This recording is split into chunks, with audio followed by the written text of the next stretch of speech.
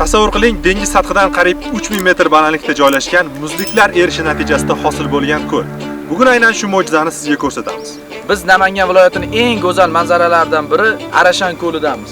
Arashan Namangan viloyatining tog'li hududlaridan birida joylashgan. Bu yer baland tog'lari, toza havosi va chiroyli ko'llar bilan mashhur.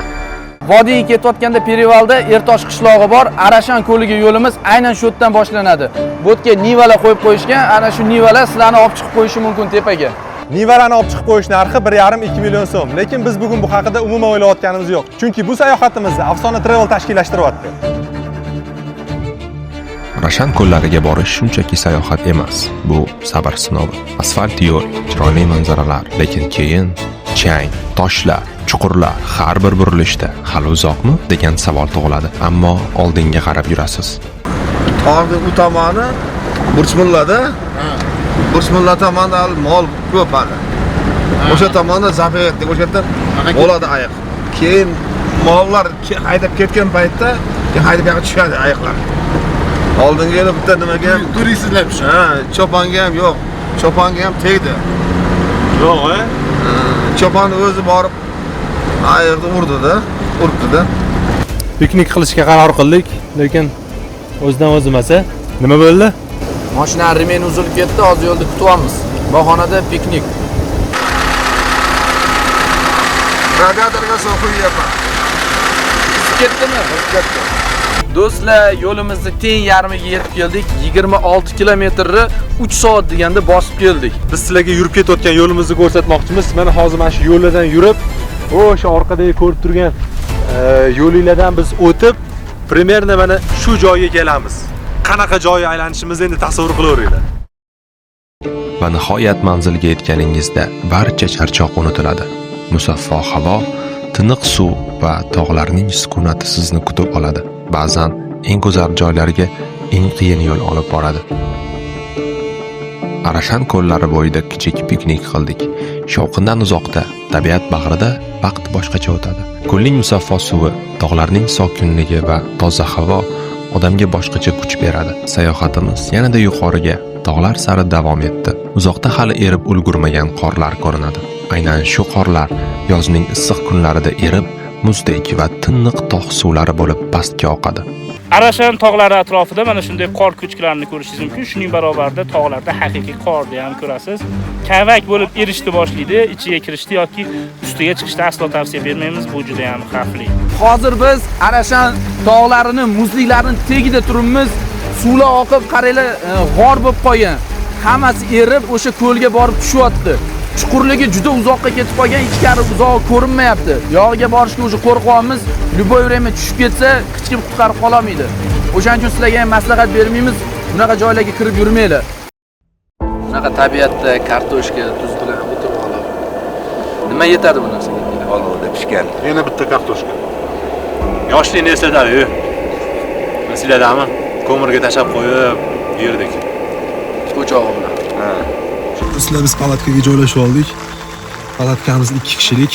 Bunaqa palatkadan 3 tami 4 ta yoyganmiz.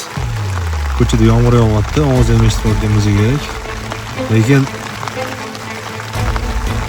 zavqi boshqacha. Ko'chadan tabii yomg'ir ovozi eshitilayotgan bo'lsa, biz palatkani shunday ochib chiqsak, ko'l. Ertalab qanaqa manzara bo'lishini tasavvur qilaman. Va hozir ochib ko'rsatamiz.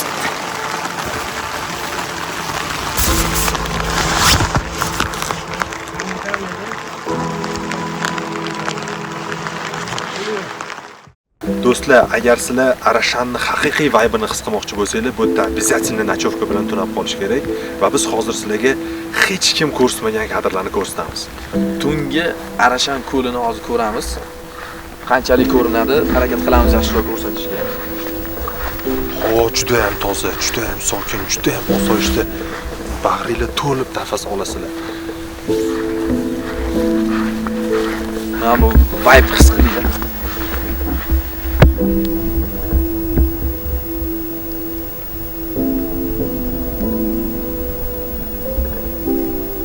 Tabiat sevuvchilar bor ekan, yo qaytib ketishyapti, yo kechqurun bo'lganda kelishyapti.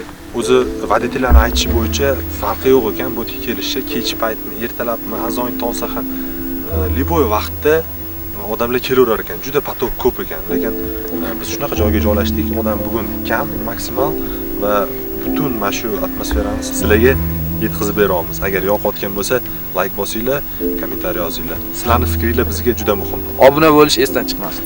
Oshxona palatkasi ham bor. Mana bu yoqda tunashga palatkalar 1, 2, nari yoqda 3 mashinamiz. Hammasini Afsona Travel sifatli darajada tashkillashtirib berishdi. Agar sizlar ham shunaqa sayohatlarga chiqmoqchi bo'lsanglar, bemalol Afsona Travelga murojaat qilinglar. Ular hamma narsani sifatli darajada tashkillashtirib berishadi. Arashanda tong otdi do'stlar. Hozir mana shu tepalikka chiqmoqchiman. Qolgan ko'llar ham ko'rinadi. U ko'lga borib o'tirmaymiz. Chunki o'sha qorlar erib bo'pti. Xuddi shunaqa vid bo'ladi. Undan ko'ra shu tepalikka chiqib, nechta ko'l ko'rinsa o'shalarni hammasini sizlarga ko'rsatib beramiz. Tong sahardan Arashan cho'qqisiga yo'l oldik. Bu yerga chiqish oson emas, ammo tepaga yetganingizda barcha charchoq bir zumda unutiladi. Atrofda baland tog'lar, musaffo havo va mutlaq sukunat, faqat shamol ovozi. Nargi birinchi ko'l eng chiroylisi ekan, biz to'xtagan ko'l mana bu ikkinchi ko'l eng kattasi ekan. Mana bu uchinchisi menimcha eng kichkinasi, narginisi eng chuquriga o'xshayapti. Bilganlar kommentariyada yozib ketinglar. Bu ko'llarning nomi nima? Har bittasini nomlab ketsanglar zo'r bo'ladi. Biz hozir 2960 metr balandlikdamiz. Hozir aytganimdek, maqsadimiz 3000 metrga chiqish. Chunki vaqtimiz chegaralangan, ekskursiya vaqtimiz, o'sha mashina ham keldi. Agar biz istasak, bemalol o'sha 3750 metrlik balandlikni ham zabt etamiz. Xudo xolasa keyingi safar kelganda albatta chiqamiz. Do'stlar, 3020 metr balandlikka chiqdik.